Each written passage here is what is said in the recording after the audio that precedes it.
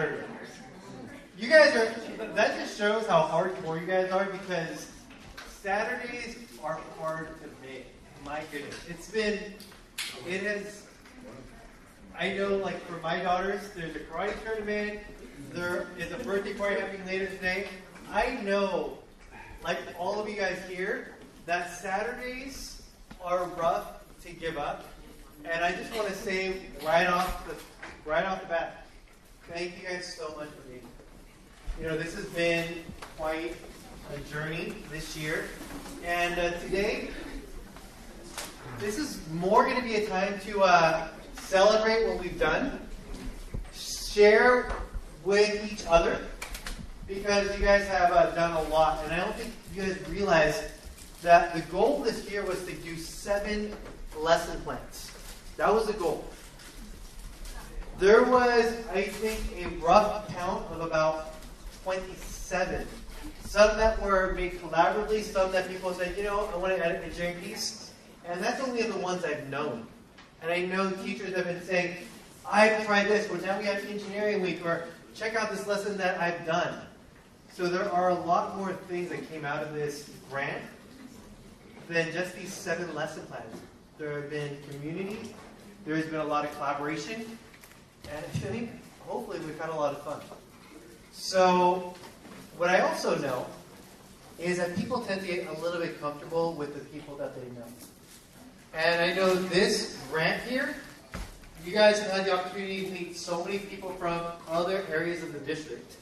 So hopefully you're not too comfortable. Before we begin this first morning session, this is an activity I did with a principal, Sweetwater, his first year of a principal, and it was funny because I had everybody line up by the number of years you've been in education. Okay? So I want people, imagine this like a U shape. However many years you've been in education, if you've been like 40 years, you're here, 30, 20, then all the way around here, you're at, 5, 1. So go all the way around to here. So kind of make a big U shape.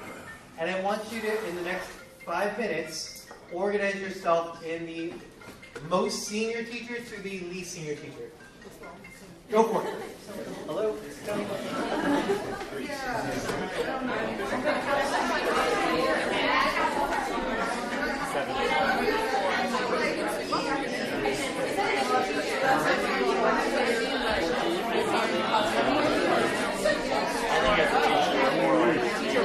I was going to get that after.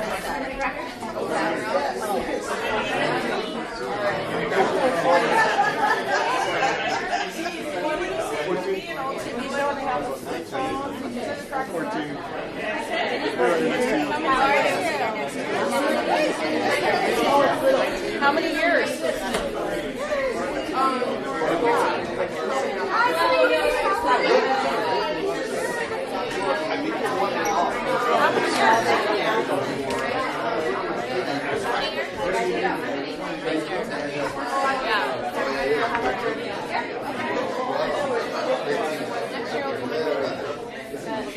Wait, I'm back.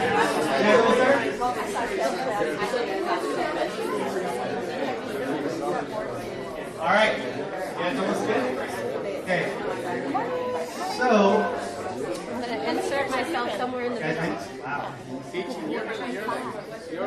So how about, yes.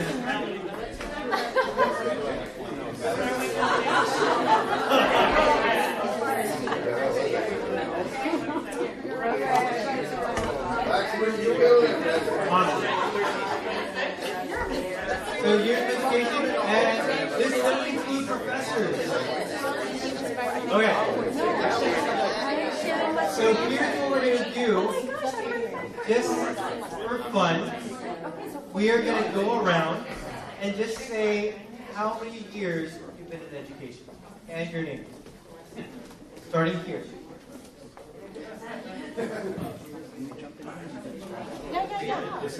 How many years have you been teaching? Since 2012. 4 years. Maybe. Oh, what are we supposed to do? We're lining up by seniority. Oh, how many? We're 14 years. Like the opposites. Ben 9. Natalia 10. Dapac 12. Victor Rodriguez 12. Patrick Mallory 13.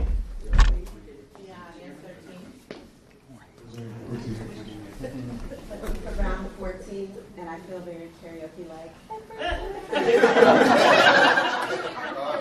Cheryl, 14.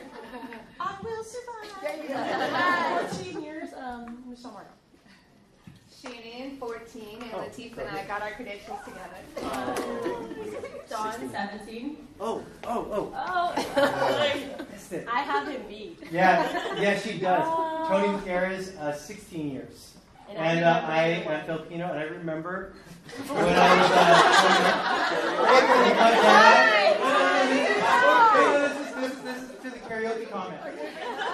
Filipinos in karaoke are like this. But I am scarred with karaoke because I remember growing up and waking up at 6:30 in the morning on a Saturday with my dad singing karaoke. That's like nightmarish.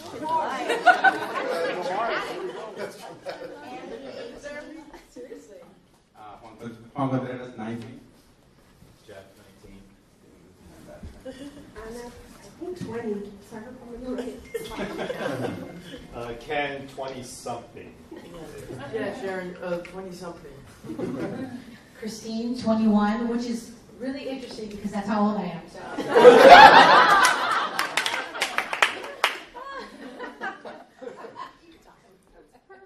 Marissa, 22. Susan, 23. 23. Gina, 23. AJ 24. Joan, 25. 25, Kathleen. I beat down there, but I got busted like a trip. I was trying to squeeze in over there by Cheryl. 27. Woo! Really love 27. Woo! Heather, 27. Maureen, 35. These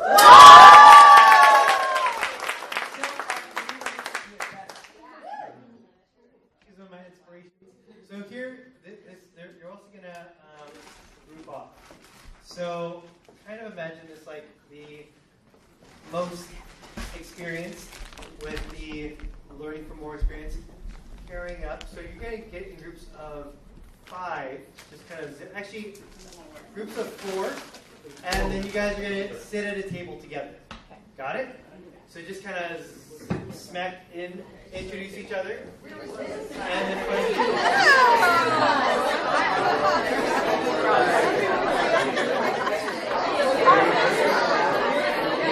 What do you do with us?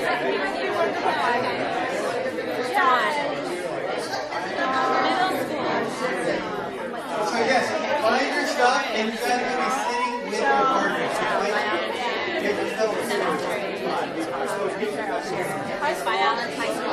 Right back there. You guys might have to put tables together. And I might be ready for the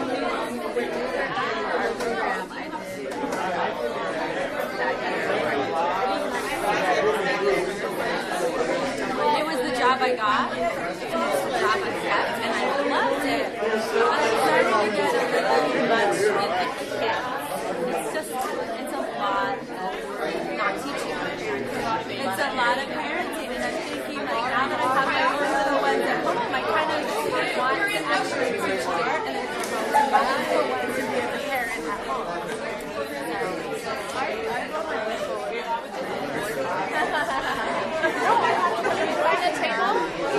Can we take that table?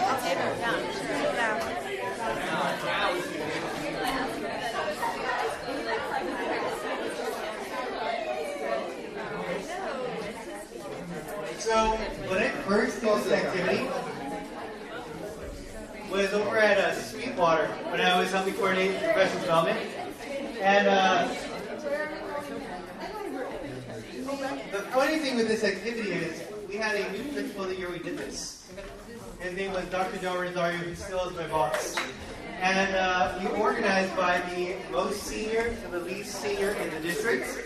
And Roman, who is also the lead senior in our district, and he was paired up with the great Laura Charles, if you guys know her. So it's a funny thing because so many different people, so many different places in the areas of our career. And I've learned that I could learn from just about every single one of you guys. So there will be something else that will come of this. But for right now, we're already a little bit behind schedule. The welcome was at 8. Hopefully you guys got some good food. But here's what we're doing. 8:30 grant reflections. We have a post test. I am sorry. I know you're excited. But after the post test, what we're going to do is, thanks to, is it Dr. Stevens over here? Mr. Stevens, the person who runs the Fab Lab over here. What's his name? Steve Saxon. After you guys do your post test, what we're going to do is, as you're done, you guys get to head over there. And I don't know if I still have it in my pocket, but there is a really cool keychain. It might still be over there. Do you guys see a wooden keychain? Oh, I saw it. Maybe, yes. It fell through the cracks. So after that, you guys get to check out the engineering building there, or engineering room, and you guys are going to see your own personalized laser cut keychain come before your eyes with whatever you want to put at the bottom. And it has a University of San Diego insignia as well as our ESP grant insignia. So from there, I was going to ask our USD professors to take groups of about 15 or so and take them on a little tour. So you guys could see what happens here. And then around 10-ish, 10:45, whenever you're done with your tour, is when you're going to change this meeting area into our showcase area. So the way that's going to look is there's every single table, instead of having double tables, you guys are going to have single tables that you're going to set. So this one will have one table, one table, one table, one table. So pretty much where all is, right? The extra tables can go out in the hallways and any fine nook or cranny that you guys can find. And also, we have people who need electricity could also set up in Donald's garage. Make sense? Yeah. You guys good? So once you guys are done, you guys could find a space with your team. If you want me to be more organized, I have an organization in my brain, but I figured you guys could probably engineer a way to get things done. Okay? So after we set up for the showcase, there should be some time to share each other's work just in-house with the family. At 11:30, that's when the tacos will be ready to be eaten. So, Cinco de Mayo was yesterday. Raise up your hand if you celebrated. Yay! I did not. But I'm glad you guys celebrated in honor of that. But there will be tacos. So I'm going to have you guys grab your tacos and come in here because it's going to be our last golden light bulb as well as some thank yous. 12 o'clock is when the community showcase comes in. There have been a number of emails from people from not in our district who are interested in coming. So I'm hoping that we have a really good showing. Hopefully you invited your family, your friends, your colleagues. If you did not invite your family, tell them there are free tacos and have them come by. Okay? It's going to be a fun day. Okay? And we will do that till about 2:15, 2:30. Then after that, we are going to help break down this room, bring these brown tables downstairs, and then teal Leos for anybody who's interested after this. So that's our day. You guys good? So, a little walk down memory lane. Odesma showed this day one of the grant. And I just want you to kind of reflect on this. I think I need to press it a few more times. Is this still coming up? This was the task that we had. What is engineering? That was the foundation of this grant. And Odesma pretty much put it out there. Engineering is a profession in which a knowledge of the mathematical and natural sciences gained by study, experience, and practice is applied with judgment, to develop ways to utilize economically the materials and forces of nature of the benefit of mankind. And here we are as teachers. Many of us have varied experience from being in the field to going straight into education. And we were tasked with NGSS to do engineering. And I would just want to say thank you to our partnering professors from USD and also Southwestern College. You guys really did an impact because this is what we had. Yo,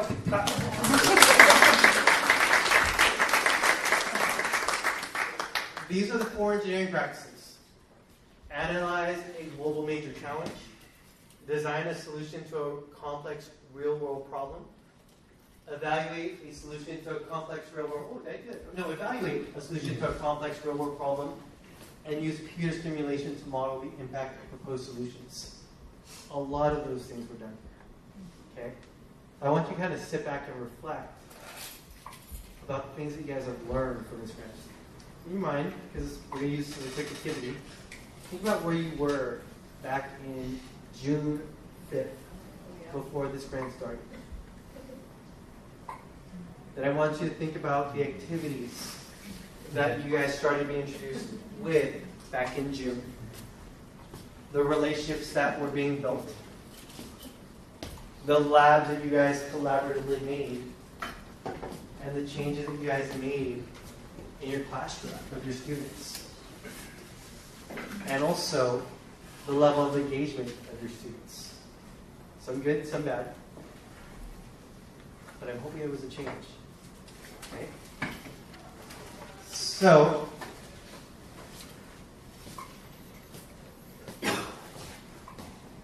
I use this for a presentation that we did last week. I thought it kind of summed up what we learned. Give a man a fish and you feed him for a day. Teach a man a fish and you feed him for a lifetime. And then create a good tutorial and he can teach himself how to fish. And I just put a question mark over there. With the days of YouTube videos, I've learned how to do several things. Install a toilet. I've learned how to lay down tile, put in artificial turf. And I almost think it's as good as a professional, but when it comes to the world of engineering, I've never had that real-life experience as an engineer. And something I've learned through this grant is if you've never experienced it, how can you do it? And I remember talking to one of our grant teachers, name will be unknown, Ricknells. What was really cool is during our conversation back in September, we were kind of brainstorming, what should we get for GS2? And I was like, haven't you guys ever done, maybe we should start doing the catapult lab. And she was like, I've never done that before. And then I was like, all right, how about the bottle rocket lab? And she was like, I've never done that before. And then I listed all of these things, the egg drop experience, all these things that I did when I was in middle school. And she said what we did in school was a lot more tests, a lot more memorization. And that conversation has stuck with me, period. And I used a phrase after that conversation that we are going through some PTSD from NCLB. Because No Child Left Behind is so much focused on just memorization and learning things that we forgot how to be innovative. We forgot how to reach outside the classroom. So, doing all these things this year, hopefully you guys experience things that allowed you to actually make some cool changes in your classroom. So, again, the grant in a nutshell, we had 70 teachers. Over the course of this year, we had kind of 80 teachers, but the solid core of 70. 4 USD professors, 4 Southwestern College professors. And the lesson I will take home with me from this year is, if you're going to try to implement something, you got to experience it. And I think we've all experienced a bit more of engineering, a bit more technology integration. You guys have to have time to be able to do this, ideally paid, because everybody likes to get paid for their time. And we did this through PLCs. And again, I could talk about a lot of PTSD from bad PLCs, but I think we saw a good model of how we can work collaboratively together.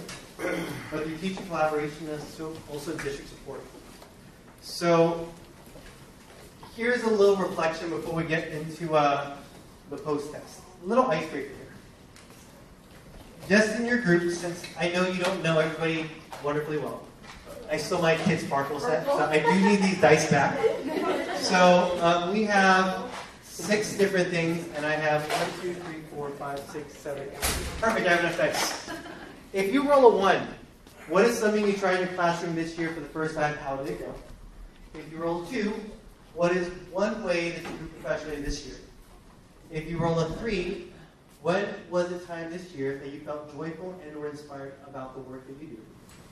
4, what was something you did this year that went better than you thought it would? 5, what are some things you accomplished this year that you were proud of? 6, what was your biggest challenge this year? So you guys are going to get 1 dice per table. Again, introduce who you are. You'll roll the dice, answer the question. You guys will have about 10 minutes to hang out, talk to each other.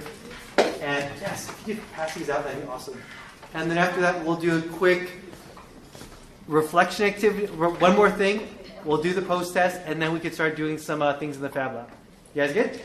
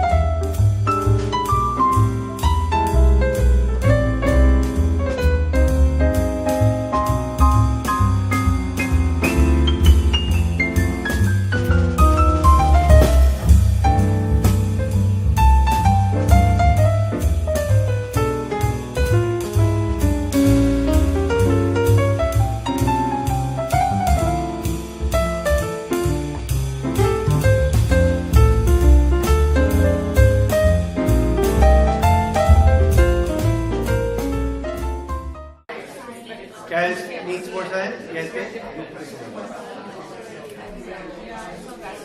So 5, 4, 3, 2, and 1.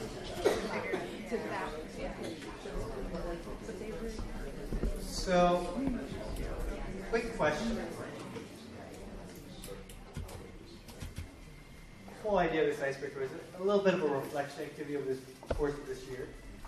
I want to ask, is there any aha moments that you guys heard, that you guys shared during this time that you guys would be willing to share with the group? I think an aha moment that was echoed by a few people, and definitely I always felt like time was my biggest challenge, and I thought that fully implementing these engineering projects would be such a time consumer, and I felt like we were able to, and it brought out other elements of other, I guess, instructional techniques that I was going to use. I don't know how to explain it, but we fit it in, and I felt like it fit in well, and things that I thought were going to take a lot longer. The level of engagement was higher, so it didn't feel like it was taking too much time.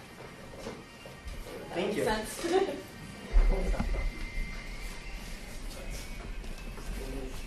You have the background music back. I'm surviving.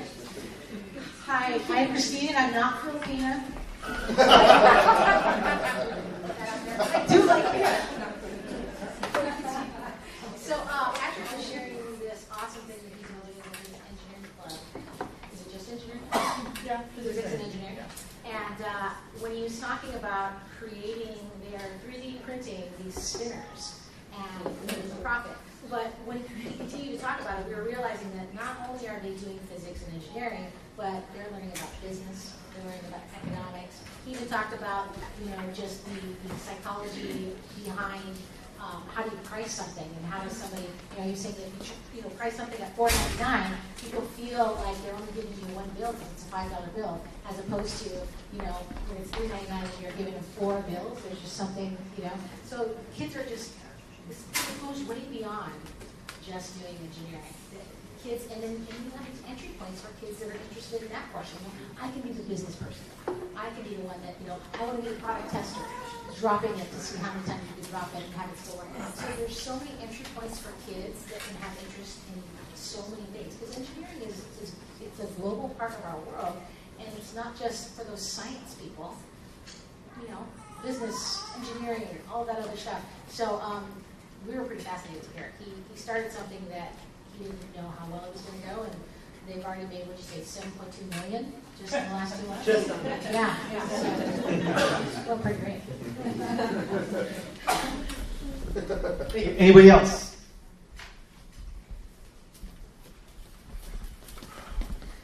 I have something to say. Of course. You can't have a meeting without me saying something. So I think I noticed just in my little group here that being in this grant really pushed people outside their comfort zone and trying new things, especially the engineering piece of it, and noticing how engaged their students were and sharing their frustrations with their students when things didn't work. And I think for my little table, we all kind of grew as teachers by allowing ourselves to be uncomfortable and to try something new and to see how it impacted the students in a positive way. So thank you for that. A phrase that we used earlier was fail forward. It's okay to fail. So I think we all failed a little bit here and there, which is good. Anybody else? All right. Well, again, something that I've learned is I work with some really, really awesome people. So, I think people have been asking me, so what's happening next year? And the answer is not the grant. But the other answer is, there's still a lot of things that we're doing that will still continue.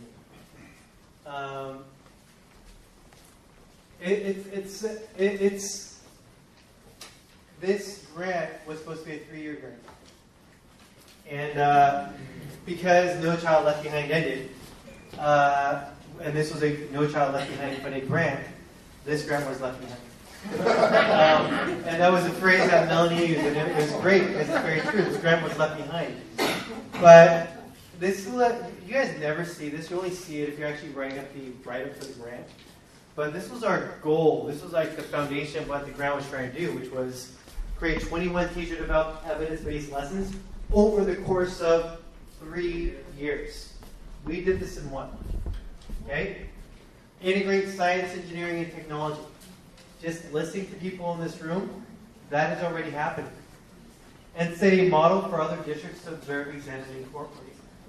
I did not think when we started this grant that we'd actually be able to do a huge, this huge showcase. Because I wasn't sure we'd be able to make 7 labs and activities. And I'm so excited that we are a model. And the people that have been in this grant have shared things with people in the departments, people with other school districts. So I'm happy to say, yes, we are a model, not just within our district, but also how to collaborate with professors. So, a little shout out to USD professors. And Southwestern College professors. I will give out more of a shout out later when we have the showcase. I'll call all of you guys up. But where do we go from here?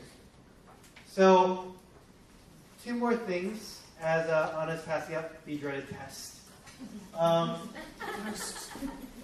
One thing is, over the course of this grant, we've spent approximately $78,000 on different supplies and materials for all the different things that you guys have done. And during your PLCs over the next 2 weeks, yes, there are still PLCs, the last PLC, you guys have the materials list that you guys have bought. So there is an Excel spreadsheet that has all the materials, and I'll show that to you. It's right over here. What's cool about this spreadsheet is it literally has everything that has been purchased from the grant, and in theory, where everything is. And what I really want to encourage is, even though I'm not going to be the official grant coordinator, I'm still going to be helping facilitate. I'll be housing the 3D printers for whatever people want to use it. I'll house some of the Rube Goldberg devices for when everybody wants to use it. So those will always be available. If I'm not able to get it to somebody, I'll make sure it's in a place that people can get it. Okay? This spreadsheet is ideally going to be updated. So as a team of GS1 or GS2 or biochem or physics, the equipment that was purchased as a group effort. And what has been happening is, if anybody needs some of this equipment, communicate with each other. Okay? Because this is around. The other thing, oh no, it's good. The other thing, no, it's again. Okay. The other thing is, the other things that are happening, and this is a fail. Okay, last 2 things. So what is next? Again, PLCs are still happening. So you guys, please try to make those last PLCs because we're going to make the best out of the last thing we have.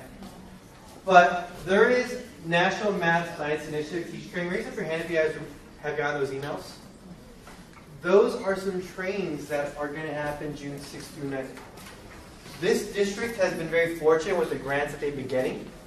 And they got this very, very large National Math and Science Initiative grant. And this training that's going to happen over June 6th through 9th, it's specifically going to give science teachers and math teachers and English teachers lesson plans that fill in the gaps for AP classes. So it gives them hands-on labs that you guys can actually get all the materials for and learn how to do it. So if you don't have anything planned, go to these. They will pay you. Yes? And this is not specifically AP.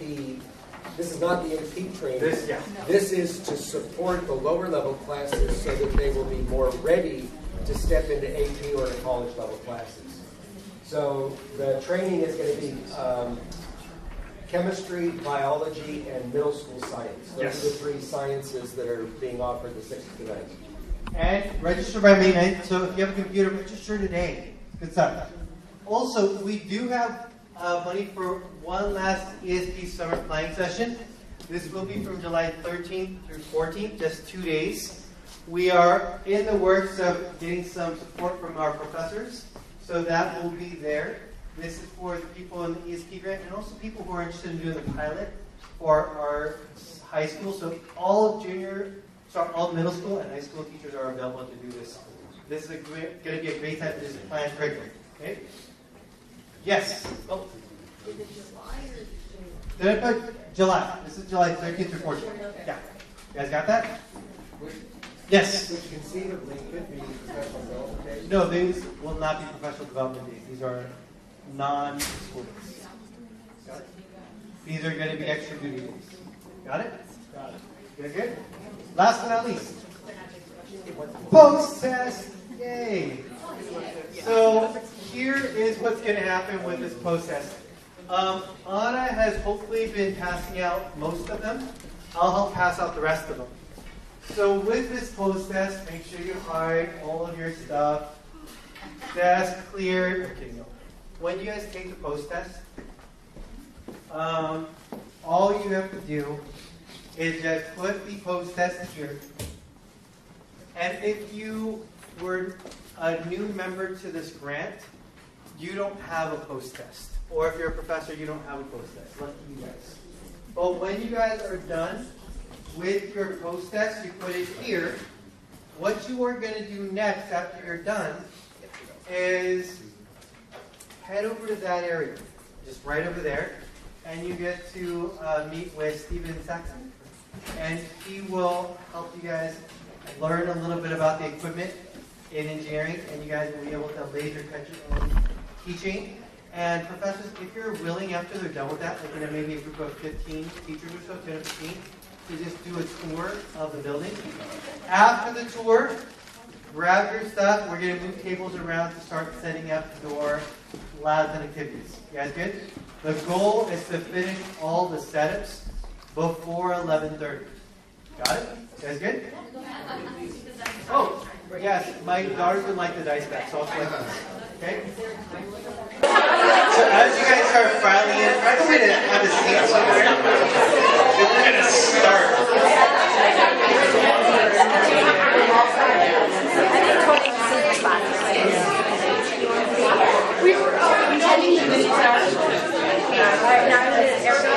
So, for those of you who might be in here, never used to call .1. You guys, there's a website called .1s.com, and this presentation with all links is available in showcase. So if you go to .1s.com, type in ESP showcase. This is all available there, and it shows up about a week and then disappears. So it'll still be there somewhere, but not everywhere. So I'm gonna wait for a few more people to come in.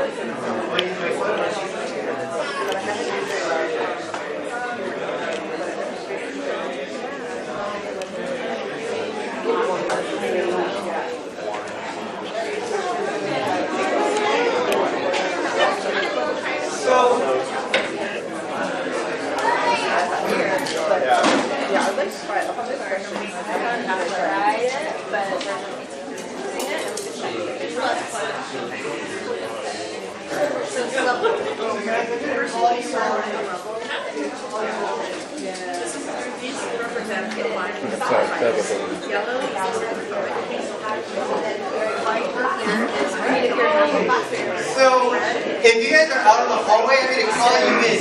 Let's get this party started. So, I'm also going to call it a death note as well. So, if you're in the hallway, come on in.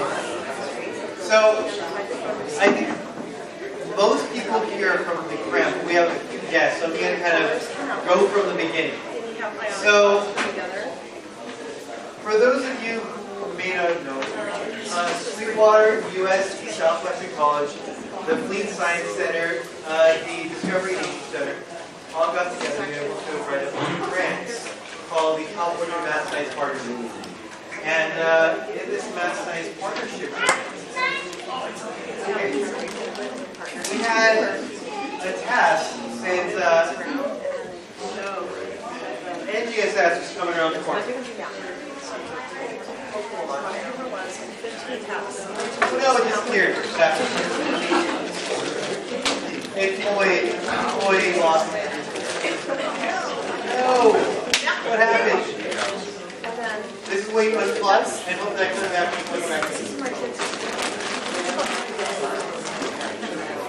See if it comes back. This is what you'll let me This has not come back. Oh, there we go. There we go.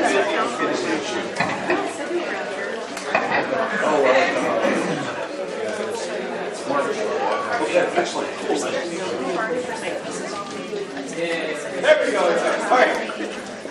So welcome, my name is Tony Gutierrez, and there are several more people here that I'm going to announce, but they are really, really short.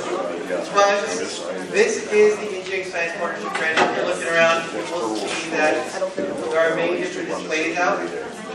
But I want to give you a little bit of a history of what this grant is and why it came about. With No Child Left, with the Next Generation Science Standards, there was something that was attached to all the science teachers. And that is put engineering into the science curriculum. And with that, you have these engineering standards. You have analyze a major global challenge, design a solution to a complex real-world problem, evaluate a solution to a complex real-world problem, and use a computer simulation to model a proposed solution. The problem is, you're asking teachers who may never have had engineering experience to do engineering. And so there's a fundamental question that a lot of us teachers ask. What does that actually look like? So there is this, again, if you're here this morning, you'll see it again. You know, you have something that says give a man a fish, and you can for teach a man a fish, and you can for a lifetime. And then off to the side, you can create a good tutorial, and he can teach himself how to fish. And I did this. I tried. There's this person called Fisherman's Life, and I watched his YouTube videos to try to learn how to fish, and I am still not fishing. My wife makes fun of me often. But the reality is, thanks to No Child Left Behind, we've had 15 years in education where we wanted students to know things. We didn't want them to do things. So there's been a whole slew of students who have never done engineering. Perhaps those students are often now become your teachers. And I shared this earlier this morning. There was a teacher that I talked to very early on in the grant. We're brainstorming what can we do that's engineering in a middle school class. And I said, how about the catapult lab, or the egg drop experiment? And she explained that she didn't do this. She's a new teacher, and she grew up in the world of No Child Left Behind. And I was like, wow. It clicked in my mind that we are still suffering that PTSD from NCO. Okay? There was a whole generation of people who may not have had these engineering skills. So how do we actually remedy this? So we had this grant that was written by, again, people from our district, Melanie Brown, Bobby Hansen, Bill Kearney from that, and they got together and they were to write a grant. And in this grant, we had 70 teachers, 4 USD professors, 4 Southwestern College professors. And to summarize what we learned from this grant is with engineering, if you've never experienced it, how can you teach it? So the first part of this grant was having people experience what engineering was. Because if they experience it, then they are better runners. The other thing is time. We can't expect teachers to do all this planning if they don't have time to plan. So what are these things that look like? There's so much that teachers are able to do. There's a lot of stuff that we see if you guys work together. But how do we do this in a way that they are able to use that PLC for professional resources? And also district support. All 4 of our district curriculum specialists were part of this grant. And that was part of the design, so that not only the 17 teachers in the grant could be part of this, but pockets of the entire district are now using these labs because it was embedded in the district curriculum, and also in the teachers' PLC groups, all these lessons had to go to ship. So, question now is, real briefly, what is engineering? And this was something that our teachers saw at the very beginning. Engineering is a profession which gain knowledge in mathematical and natural sciences, gained by study, experience, and practice, is applied with judgment to develop ways to utilize economically the materials and forces of nature. We saw this at the beginning, and I think a lot of teachers were like, "How about this?" Right? Now, Miss Dr. Jarvis, do you want to go from here? So this is what we asked USD to help us out. Repeated.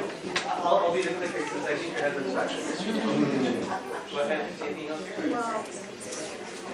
So for many of us who are in engineering, particularly those in engineering education. This has been something we have wanted for a long time for engineering to be part of K through 12. And so with NGSS now, literally, engineering is now part of science education, regardless of what topic in science that you're looking at. And in some respects, it's been having its own area of content.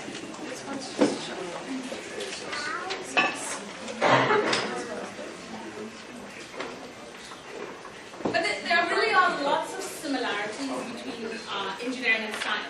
After all, engineers have to learn science before they can really begin to think about how we apply those concepts to solving problems. So just kind of looking at a lot of the parallels in terms of both of them are starting with a question. The types of questions that may be asked could be different. Particularly when we look at engineering design, which is really the main type of, or the lens with which we are applying engineering in K-12.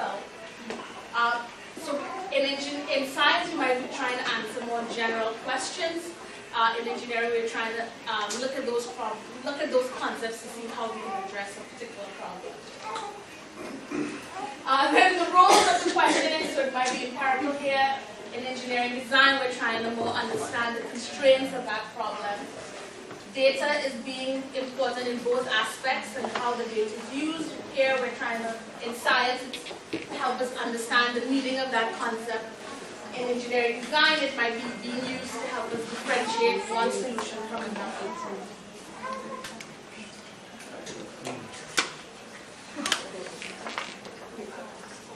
And so as we kind of look at the flow of information for science versus engineering, where in science we might start with this physical system that we're trying to understand, collecting that data, and then kind of coming up with this abstract model to help us explain. We should go on the road. And now with that abstract model of understanding, thank you, now we're trying to apply that concept to help us address a particular problem.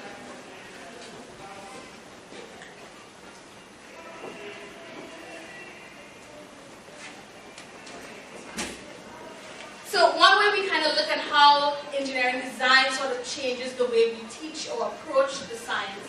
So typically in a traditional science lab, for instance, if you were interested in understanding more about separation, so you might learn these techniques for separating a system. Thank you. So here you have a particular kind of lab where you're trying to go through a process to separate different elements that might be in it. If it's salt, it's iron, it's sand.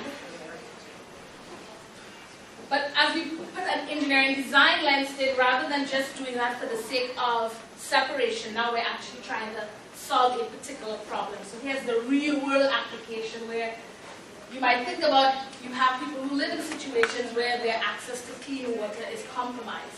How can we now apply those same science concepts to come up with a filtration system to help us come up with clean water in this case?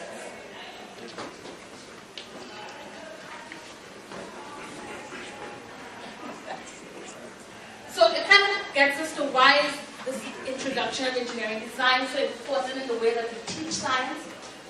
Because it gives us this practical way of looking at our science concepts. Now we can actually begin to see.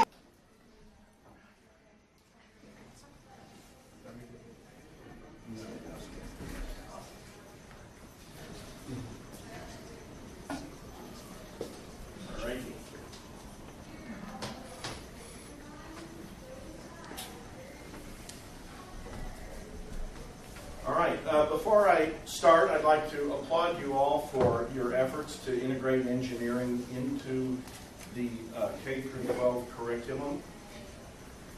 One point I want to make, and it kind of follows that last quote, is that, you know, politicians, they fight over the pie. To them, it's a zero-sum game. The pie is a fixed size, so they argue over the slices. Engineers make the pie bigger. And I really do think that is how we're going to solve the very real and big problems that are facing the world, is by not going after what we already have, but making new things. So, to start, let me give you a little bit of my background. It's on. So what I'm going to do is I'm going to have a little introduction. Why should we embed engineering into science education? I'm going to take you inside the mind of an engineer. We're an interesting lot. I'm then going to show you a method that I've used. I've given a talk at my alma mater, Purdue University, to graduating engineers and graduate engineering students based on a trip I took across Africa. I went from Algiers to Cape Town over land for 7 months when I was 24. And I use that as the backdrop to emphasize some engineering considerations. And I want to impart that on you because then that might be something that you can employ as well, to apply engineering principles and ideas to interesting and practical applications. Then I want to talk about industry and education partnerships. So again, my name is Tom Lutfer. Just to correct Tony, I am not Dr. Tom Lutfer. I am Mr. Tom Lutfer. I have a master's from Oxford and a BSEE electrical engineering from Purdue University. I'm the founder and president of Clarity Design, and Clarity Design supports a lot of the work done here at USD. I also have a couple of other companies, Kinetech Sports and Rehabit, and I also teach an occasional programming course here at USD. So, why should we embed engineering into science education? Well, I want to just go through a series of transformations that have occurred in my lifetime. When I was a kid, that is a photo of a slide rule that I own, that I tooled around with when I was a kid, probably in about 4th or 5th grade. My dad was an engineer, my grandfather was an engineer, and his brothers were all engineers. We'll tell you a little funny thing about my grandfather's brother. My grandfather and his 2 brothers all got engineering degrees from what at the time was called Kansas State Agricultural College. It's now Kansas State University. My grandfather's brother was so borderline that he had to bring his own folding chair to graduation because 5 minutes before graduation he was still arguing for a D instead of an F. Got it, and he was allowed to walk with the rest of the class. So, you know, we're not always at the top of our class. He was at the bottom, believe me. But anyway, in my time, engineers used slide rules to do their calculations. This is the last calculator I bought in 1981. By the way, it still works. But then we transitioned to calculators, and I was kind of around the time I started college in 1975, and that's when you could start to buy calculators to use, and they started to incorporate them into lessons. Now, this is what started the PC revolution. I don't know if you know it, but this is called the Altair 8800. It was a kit for $395. I own that as well, by the way. I bought one on eBay. It works. And it was $395, and that was what Bill Gates wrote the first BASIC, his first version of BASIC for. And that really got the whole PC revolution going. 1981, the IBM PC came out. 1984, we all remember the great ad by Apple for the Mac. Now we've got the MacBook, MacBook Pro, MacBook Air. Now everything's on a phone. Look what the phone has replaced, right? Our calculator, our phone, our camera, GPS, and so on. And now you just talk to it. You don't even have to press keys. So I've got several Echoes around the house, and I just asked Alexa this morning how much wood could a woodchuck chuck if a woodchuck could chuck wood. She replied, and by the way, the answer changes over time, so you might want to try that. And then there's some great things that are happening that are beneficial to education, for engineering education. The Arduino, which is used heavily here at USD in projects, very low cost. Very good system for developing code, very easy to learn. You can get people up and running on code development very quickly. Quite different from when I learned how to write programs. And then the Raspberry Pi, same thing. $38, and you've got something far more powerful than the computer I first learned to program on. Okay, now how about industry? So this is a photo from our company, Clarity Design. These are robotic machines that place electronic components onto printed circuit boards.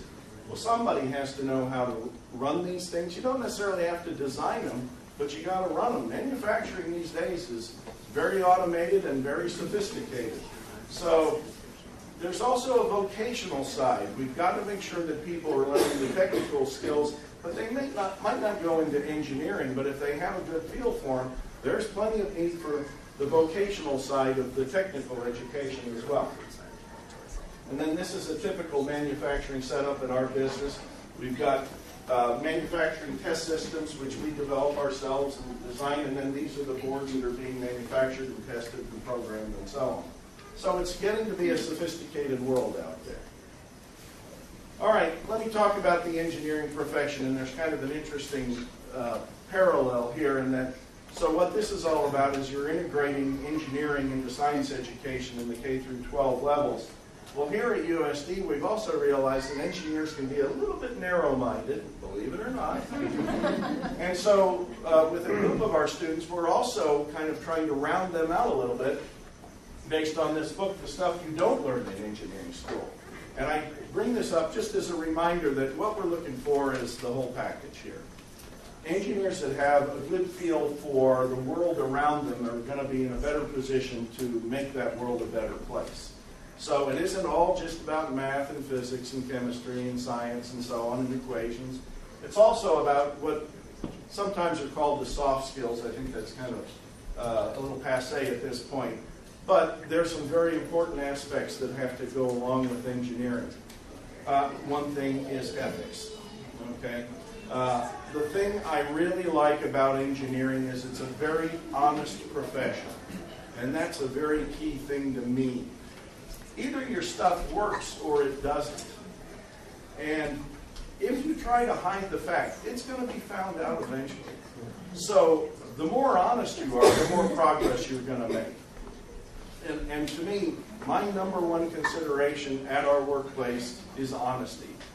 People are allowed to make mistakes. No one has ever been fired from Clarity Design for making a mistake. If they keep making the same mistake over and over, we're going to have a talk.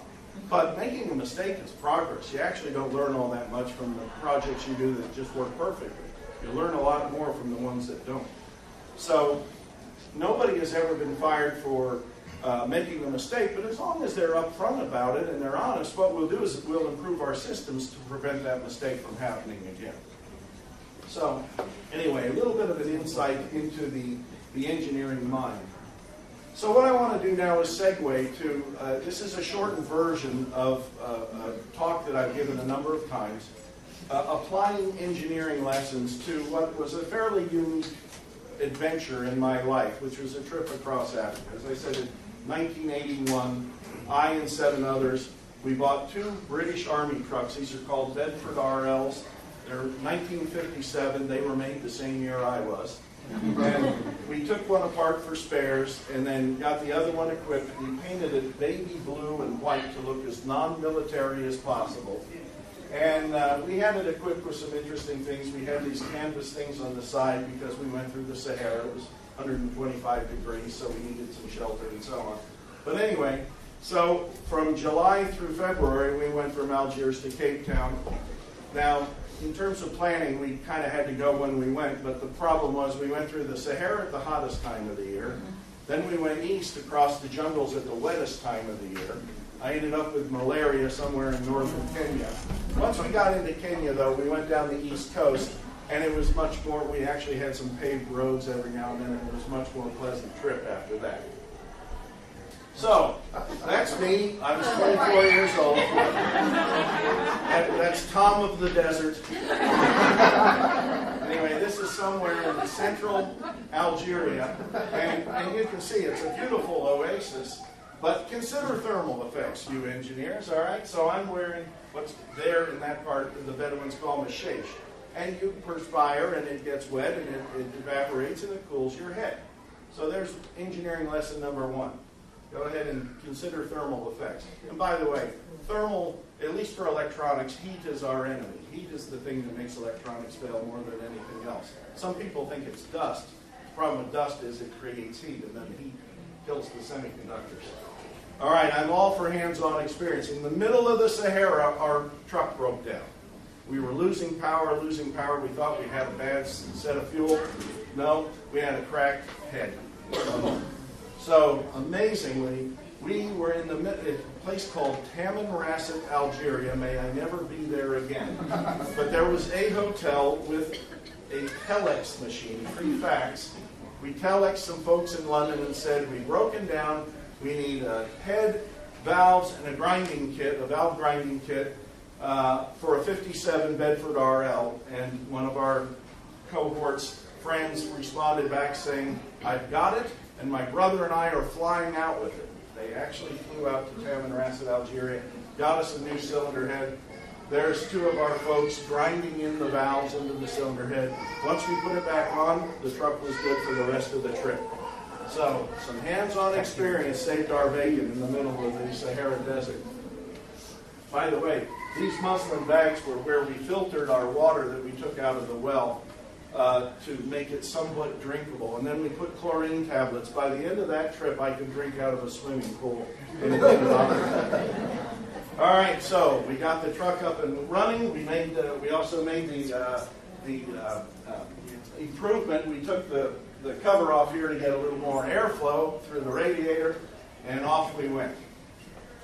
So keep up with technology. It's as I just showed in those slides, the progression from slide rule to Alexa, right? It's happening, and it's going to continue to happen. So you've got to keep up with technology. These are dye pits in Cameroon. And they've been doing this for hundreds, if not thousands of years. They take the material, they put it on the end of a long pole, they put it in the dye pit, and then they hang around and talk to each other for a few days, pull this stuff up, and it's dyed blue. I find it interesting that most of the folks working at the nest, and we saw some that are about 12 feet tall, but the reason for the chimney effect is it gets air circulating through. There are other holes lower down, and it gets some air circulating through the nest. So ventilation is important.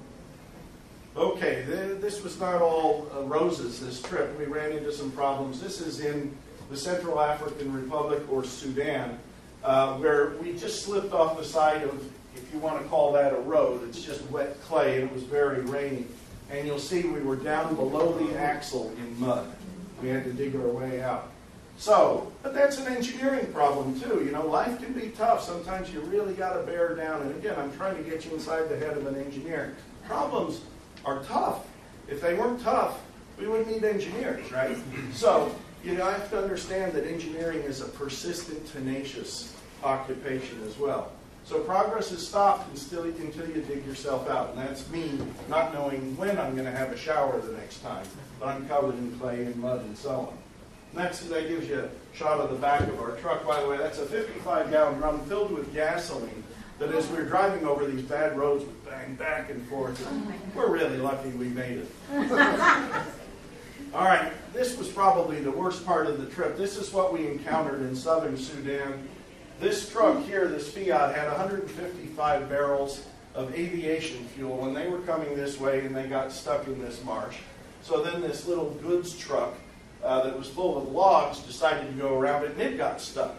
So the first thing we had to do was empty this guy out, winch his truck out of here, and then a little bit of civil engineering. We built a road out of rocks and trees. We were there for 2 days. That's probably where I was bitten by enough Anopheles mosquitoes that I got malaria. I came down with it about a week later. But anyway, civil engineering 101, probably one of the first things besides shelter was road building, right? All right, another thing about engineering that I like about the profession is you can really excel in it. You can make a name for yourself. So I like this. This was at a geyser in Kenya, and they have up to 1 million flamingo that migrate there. They eat a crustacean, and when they exhaust the supply, they move to the next one and the next one. But I like this lone guy up in the air above the others. So again, engineering is a profession where you really can make a name for yourself and excel. And they're more likely to happen with educators like you that are going to get kids interested in engineering sooner. Another thing about engineering, as I said, is some problems are tough. That's Mount Kilimanjaro, the highest point in Africa, 19,341 feet. But it's a long way away. The first thing we had to do is get to the darn thing before we could make the final ascent. So how do you do it? You do it one step at a time. So now we're in the valley that's finally approaching that mesa. And there I am, I'm on the left. That's me, that's our guide, and that's John Hugo, a friend of mine. But we did make it to the top. So again, How do you solve problems? One step at a time. As I said, engineering is a very honest profession. I use this sunset over one of the rivers in Africa just because of the beauty of it. But be honest. All right, engineering again requires a high degree of ethics and honesty. Otherwise, you're fooling yourself. Be good to Mother Earth. You know, when we make things, when we manufacture things, we can dump stuff into the drain or we can process it properly. So I think another thing to emphasize is responsibility as engineers. Now, this is me on an ostrich. There was an ostrich farm. You actually can, they race these things. This is in South Africa. At this point, by the way, we had stopped in, where were we? We were in Zimbabwe. We sold the truck and we kind of split up at this point. I was traveling with 2 teachers, by the way. They gave me a ride through South Africa. We got to this ostrich farm. I hopped on.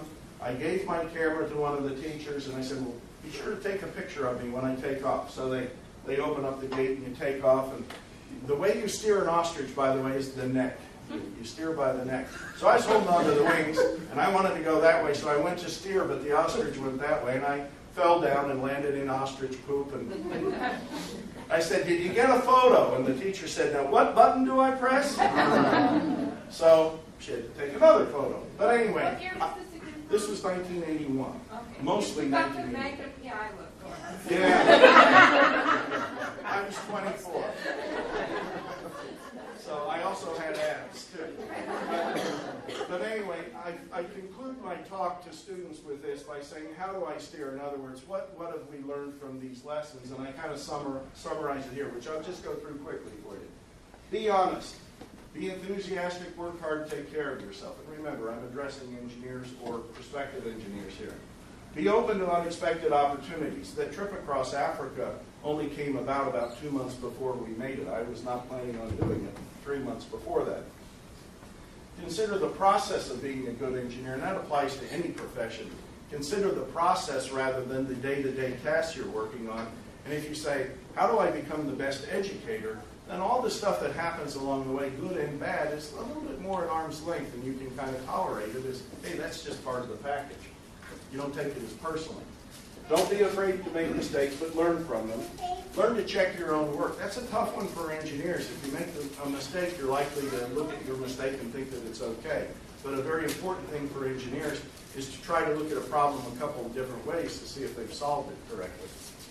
Be practical. I'm very big on this. Use your hands, tinker, build, and experiment. And you can see, it's what I love about USD. It's got the most wonderful equipment for these engineering students. These engineering students here get more hands-on experience than about any other university, thanks to the student-teacher ratio and the amount of machinery like we have here.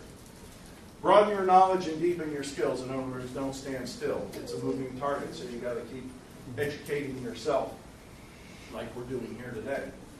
Balance work, personal, family, and community time. Be good to Mother Earth. Pay your bills. That's a responsible engineer. And then also the big one. Volunteer. Pass your good fortune on to others. Okay? Engineers are lucky to have the profession they have, and one of the ways to give thanks back is to make sure that it's put to good use. So, I tell them, hold on and enjoy the ride. Now, this is the photo that the teacher did take, by the way. So, or that was the one just before I tried to grab the neck. All right, so let me tell you a little bit about what Clarity Design has done in terms of working with education and industry and education partnerships. We sponsor capstone projects. That's the senior project that all the students, engineering students, have to do here. We've sponsored 4 so far, and we're going to sponsor another one coming out this year. I'm a member of the Engineering Advisory Board here, and definitely this place is very welcomes industry input. We've created a new program here called the Industry Scholars Programs, where we're matching industry mentors and sponsors with first and second year engineering students so that they have an advocate in industry throughout their whole time here. We've made equipment donations to High Tech High International, Poway Unified. My wife and I, actually, in 2000, I think it was, we were the Volunteers of the Year at Poway Unified. So we've been very involved there. And then we've also given some elementary school kids tours of our facility. just this whole idea of industry and education working together is not new. This is a certificate to my grandfather's brother. That's James A. Looper. It's funny that they abbreviated James to J-A-S. But 1910, he had a 2-year apprenticeship at Westinghouse and was granted this engineering, what was it, electrical engineering certification. And let me tell you a little bit about the stuff my grandfather's brother worked on. Now that's engineering, huh? Look at that. He worked for Worthington Pump, and they made pumps to pump water and the like out of oil fields. It was all to do with the oil industry. That engine was probably 150 horsepower, something that big. And you got men standing in the cylinders. One other aspect of engineering and education, well, engineering in particular. So here's another photo. I believe this is my grandfather's brother, but a bunch of white guys, right? Not a lot of diversity there, would you say? So the nice thing about the engineering profession is it definitely knows no color or ethnicity. Problems are problems. The problem, the laws of physics don't know race or ethnicity or anything like that. One of the things I'm very proud of, particularly with the advent of so much software development being part of engineering, is people with physical handicaps can participate in engineering. And one of my companies, Kinetech Sports, we developed a product that goes on the end of a golf club. And when you take a swing, it analyzes your swing. Well, the fellow that did the mathematical modeling will never be able to swing a golf club. He's wheelchair bound. But his brilliant mind was able to model the golf club, and he's been a major contributor to the success of that product. Very proud of that. So, how can Clarity Design help the Sweetwater Union High School District? With one of our suppliers, I've identified a set of equipment. This is an oscilloscope, what's called a digital multimeter, a function generator, and a power supply. That set of equipment costs about $1,100. I would like to propose that Clarity Design donates 13 sets of these, to one for every high school in the district.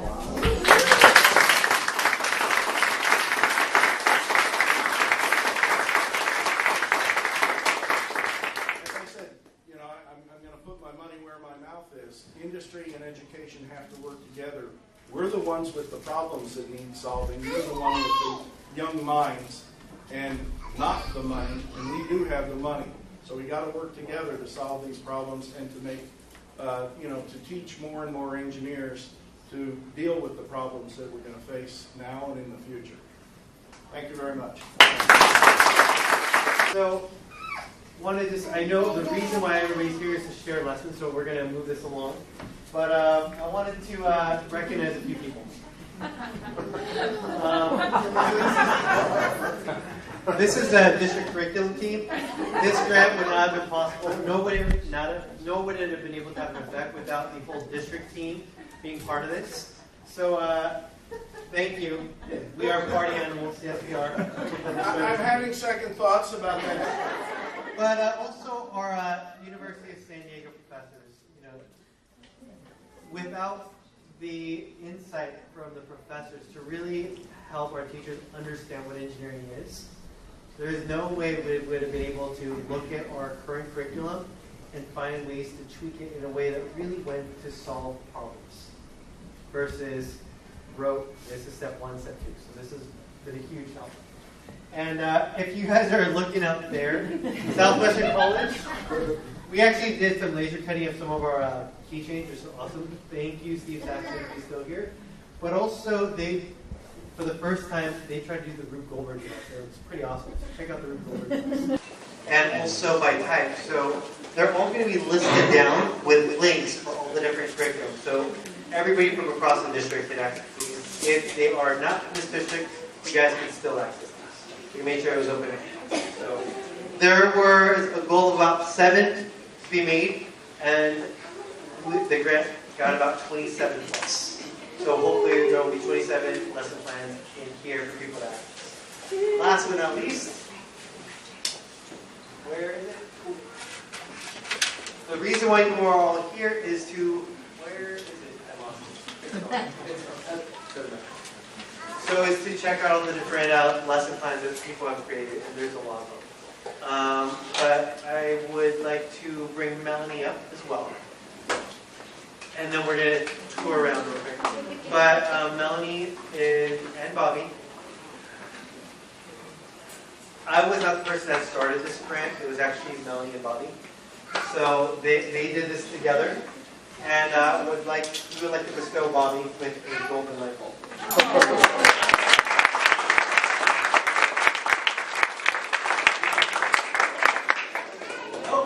Yep.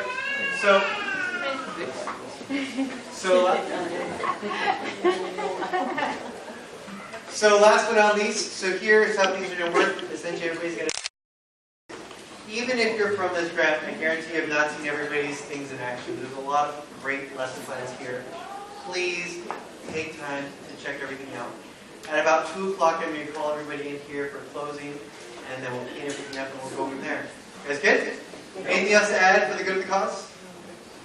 Well, that case, we're going to make some sweet music because I like sweet music. So ESP crew, you guys can come in just for one last quick closing. And if you can hear me, clap once. If you hear me, clap twice. ESP. Okay. So, as this day comes to a close, just wanted to say a few quick final words. First is, wow. There were so many cool things that I was walking around. I didn't get to see everybody. I apologize if I didn't see yours. But there was a lot of great things. And, wow.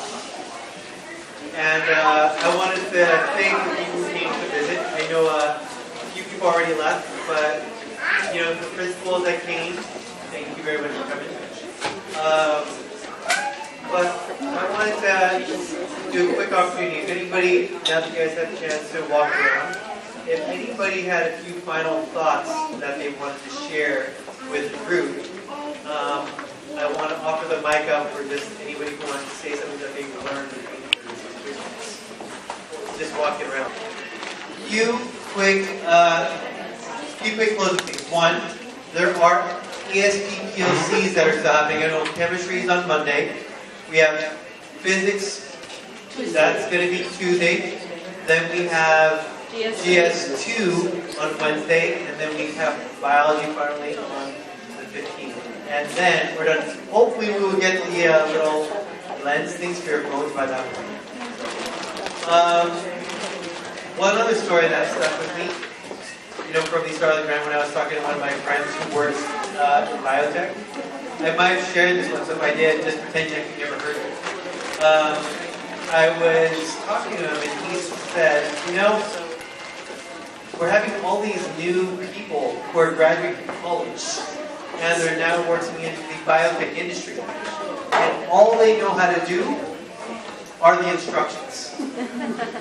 They have grown up with these multiple choice tests. They've grown up with these procedures that have been all laid out for them. But they do not know how to problem solve. They do not know how to think. They do not know how to create. And our company has to hire out to foreign countries to try to get people to innovate. And he told me that right before I started on this grant. And that also has stuck with me because the mission that I had for this school year, for not only myself but for everybody, is to find ways to get students to they problem solve more, feel more, and connect what they learn in school to the outside world. And I would like everybody to give a hand to themselves and partners because I think we got a step closer this year to accomplishing that.